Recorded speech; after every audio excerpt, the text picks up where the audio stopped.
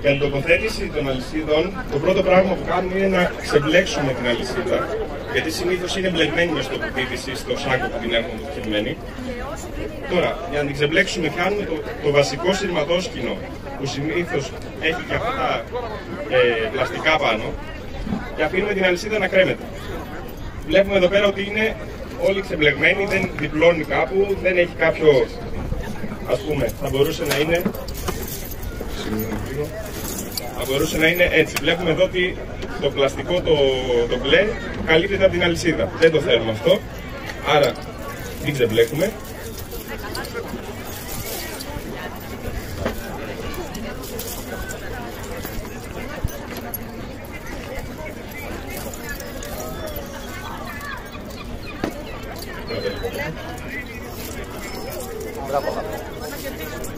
Ωραία. Και αφού φτάσουμε σε αυτό το σημείο, κρατάμε την πλευρά της αλυσίδας που έχει τη μακριά την αλυσίδα με το δεξί μας χέρι. Και αριστερά κρατάμε την πλευρά που έχει το κρικάκι το κόκκινο. Ωραία. Τώρα, ερχόμαστε μπροστά στη ρόδα που θέλουμε να τοποθετήσουμε και η πλευρά που έχει το κρικάκι και όχι την αλυσίδα είναι αυτή που θα μπει πίσω από τη ρόδα. Αφήνουμε την αλυσίδα κάτω και προσέχουμε, αν είναι εύκολο, έτσι όπως θα την συμπρώξουμε, να έχει κλείσει ώστε να ξαναβγεί έξω το βασικό το σειρματόσκηνο.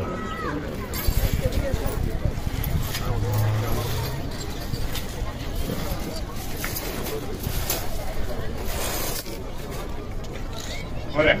Τώρα, αφού φτάσουμε σε αυτό το σημείο, τραβάμε την αλυσίδα μέχρι να έρθει το κόκκινο το κρικάκι έξω. Φέρνουμε λοιπόν την αλυσίδα μέχρι το κόκκινο κρικάκι από αριστερά και από δεξιά κρατάμε την αλυσίδα, τη μακριά. Πιάνουμε το βασικό του σειρματόσκηνο και με τα δύο χέρια με αυτόν τον τρόπο, έτσι ώστε να μην μας γλιστρήσει. Δεν το πιάνουμε από την άκρη, πιάνουμε πίσω από την αλυσίδα την τελευταία. Και σηκώνουμε από την πίσω πλευρά, χωρίς να πληγώσουμε το αυτοκίνητο, με τρόπο έτσι ώστε να κουμπώσουμε τη μία άκρη με την άλλη. Αφού το κουμπώσουμε, πριν το αφήσουμε να πέσει πίσω, πιάνουμε και από τις δύο πλευρές τα κόκκινα σημεία από την πάνω πλευρά που έχει αλυσίδα.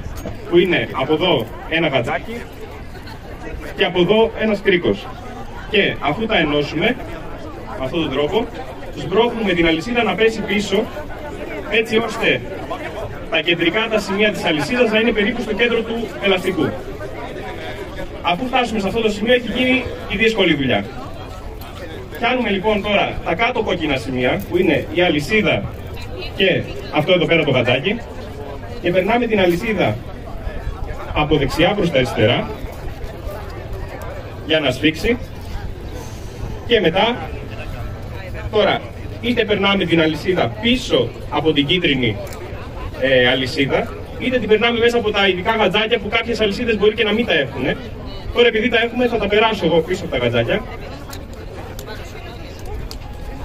Και αφού τα περάσουμε πίσω από τα γατζάκια, πηγαίνουμε στην απέναντι πλευρά. Τώρα βλέπουμε εδώ πέρα ότι δεν μπορώ να το πιάσω κάπου να είναι τεντωμένο, άρα το περνάω και πίσω από μια κίτρινη αλυσίδα και το πιάνω τώρα εκεί που είναι τεντωμένη η αλυσίδα μου.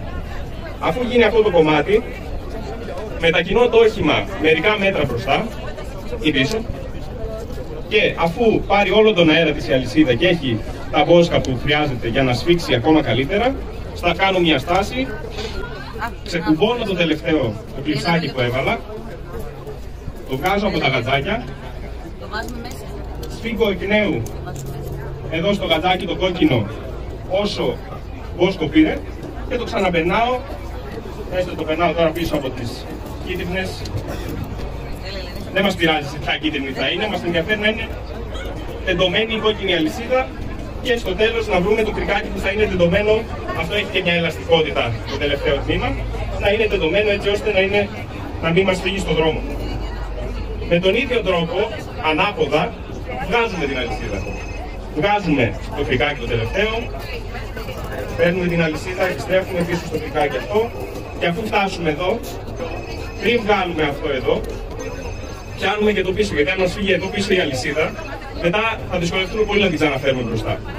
Άρα, αφού φέρουμε και την αλυσίδα λίγο να την κρατάμε, βγάζουμε το κρικάκι το πάνω και εδώ είναι το σημείο που, επειδή συνήθως με το χιόνι μαζεύεται εδώ πέρα σε αυτό το σύνδεσμο, μπορεί να σας δυσκολεύσει λίγο, αλλά σκουντώντας πάλι, πιάνοντας από τις αλυσίδες εδώ και σκουντώντας προς τα μέσα, ανοίγει και μπορούμε να αφαιρέσουμε την αλυσίδα μας και να την βάλουμε στο κουτί της ή στο σάκο που την έχουμε αποθηκευμένη.